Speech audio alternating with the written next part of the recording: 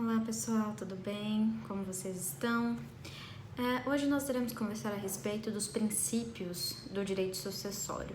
Então a gente começa nessa primeira aula, a nossa aula de número 7, a falar daqueles princípios gerais que vão, de certa forma, influenciar no direito sucessório.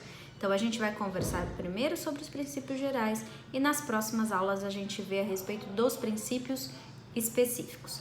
Em relação aos princípios gerais, nós iremos ver 5 princípios diferentes. O princípio da dignidade da pessoa humana, o princípio da igualdade, o princípio da boa-fé, a função social da propriedade e a autonomia da vontade. Então, quando a gente fala nesses princípios, muitos deles, se não todos, já foram estudados por vocês, em outras matérias. No próprio direito de família, a gente falou de dignidade, a gente falou de igualdade, falou um pouquinho de boa-fé. O que a gente vai ver aqui, então, é um resumo desses princípios, a ideia geral desses princípios e como que eles podem ser aplicados aqui no direito sucessório, que é o que efetivamente interessa para a gente. Então, a gente começa conversando a respeito do princípio da dignidade da pessoa humana. Então, quando a gente fala de princípio da dignidade, a gente já conversou, que ele traduz um valor fundamental da nossa República Federativa e que o Código Civil de 2002, inclusive, ele tem uma pegada, digamos assim, um pouquinho mais existencialista, de preocupação com a dignidade, do que tinha o Código Civil de 16, que tinha um caráter eminentemente patrimonialista.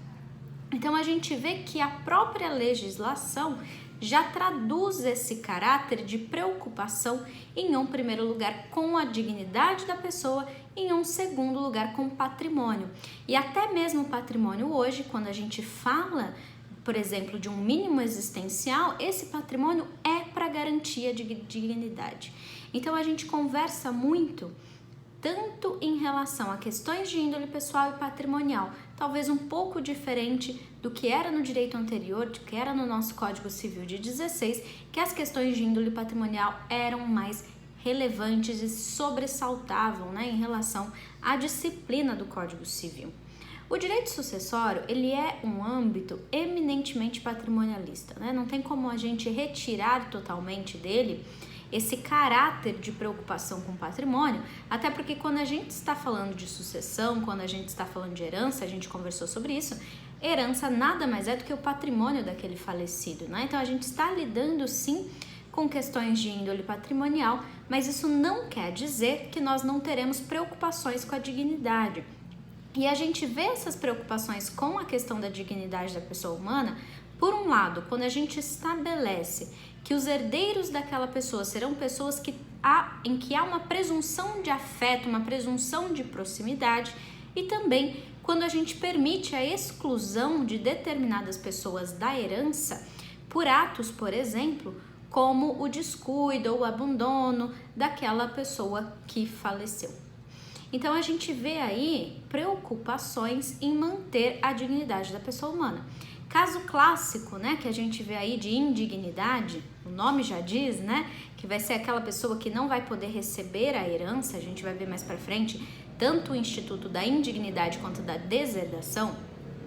E nessas duas situações, um caso clássico aqui de indignidade, que é o relevante pra gente entender essa dignidade da pessoa humana, é o caso da Suzane von Richthofen, Então, ela matou os pais e justamente por isso ela foi declarada indigna do recebimento da herança, porque a herança não é vista só como um patrimônio em si, mas obviamente que tem que garantir a dignidade e seria algo muito contra a moral, contra, enfim, qualquer princípio ético, você deixar que a pessoa que assassinou os pais venha a receber herança deles, certo? Então, a gente vê aqui alguns princípios, a gente vê aqui fundamentos também ligados à questão da dignidade da pessoa humana.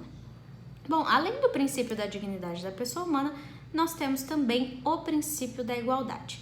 Esse princípio a gente conversou bastante no direito de família, porque ele é relevantíssimo no tratamento das questões familiares, do relacionamento dos filhos em relação aos pais. A gente viu a diferenciação que nós tivemos do Código de 16 para o Código de 2002 em relação ao tratamento dos filhos, e isso aqui também vai repercutir no direito sucessório. O que eu quero dizer com isso, né? Então, quando a gente fala que filhos são iguais para todos os fins, a gente já está incluindo que filhos são iguais também para fins de direito sucessório, ou seja, filhos provenientes do casamento ou não, filhos tidos como legítimos ou não, né? Cuidado que essa nomenclatura ela não é mais utilizada, ela era usada lá quando a gente tinha o Código Civil de 16, mas sendo filhos legítimos ou não, adulterinos ou não, espúrios ou não, independentemente da origem, todos têm direito à herança em quantidade, em condições de igualdade, que a gente vai conversar como isso se dá exatamente. Mas a ideia por trás é que é filho, em um primeiro momento, tem direito à herança, certo? E isso tem tudo a ver com o princípio da igualdade. Além da questão da igualdade entre os filhos, a gente também tem a questão da equiparação da união estável ao casamento. A gente também viu isso lá em direito de família, da importância de que hoje a união estável ela é tida assim como uma entidade familiar. Então, mesmo que não haja aquele vínculo formal e solene do casamento, aquelas pessoas que passam a conviver como se fossem família, assim o serão consideradas e estarão em união estável.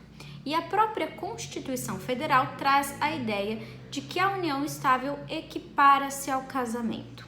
E justamente por isso a gente tem um efeito aqui na sucessão importantíssimo, que se deu justamente por uma decisão do STF, que foi no recurso extraordinário 878-694 de Minas Gerais. Esse recurso tem a emendazinha para vocês aí no material. Então, quando a gente tem essa decisão do STF, ela é importantíssima justamente porque ela trouxe a equiparação. O que acontecia? Vamos tentar entender, né? Nós temos até hoje, porque não foi revogado esse artigo, o artigo 1790 do Código Civil, que trazia uma ordem de vocação hereditária diferente do 1829. Então, quando a gente falava de sucessão em que eu tinha um companheiro, eu tinha que aplicar o 1790. Quando eu falava de uma sucessão que tinha um cônjuge sobrevivente, eu tinha que aplicar o 1829. Então, aqui, repare, né? Nós tínhamos aplicação de regimes diferenciados. E o que acontecia na prática?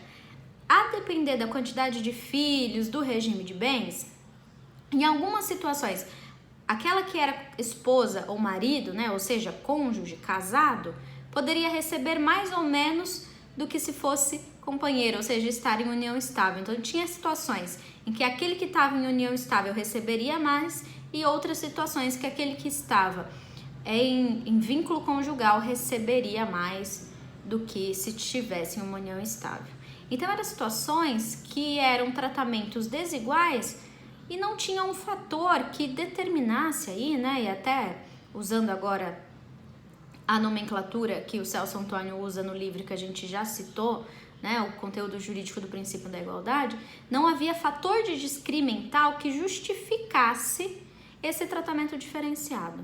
E justamente por conta disso, o STF declarou que esse artigo 1790 é inconstitucional. O que isso significa? Não aplico mais o 790.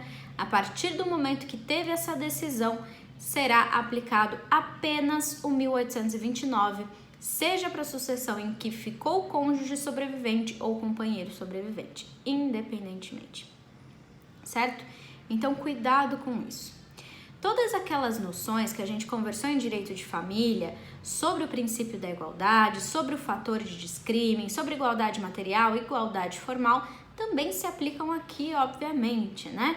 Eu não vou tratar de cada um deles, está no material de vocês, a gente pode conversar em sala de aula sobre isso, mas também aqui, né, nós temos que deixar pontuado que quando a gente fala de igualdade formal, essa igualdade ela é perante a lei. Quando nós falamos de igualdade material, é quando a gente vai estabelecer aí distinções pela lei, justamente para suprir situações em que há desigualdade fática. E para isso a gente aplica a ideia do fator de descrime do Celso Antônio Bandeira de Mello. Certo? Pessoal, por esse vídeo é só isso. No próximo nós vamos continuar ainda conversando sobre os princípios gerais da parte de direito sucessório na próxima aula, princípios específicos. Tá bem? Até mais, pessoal!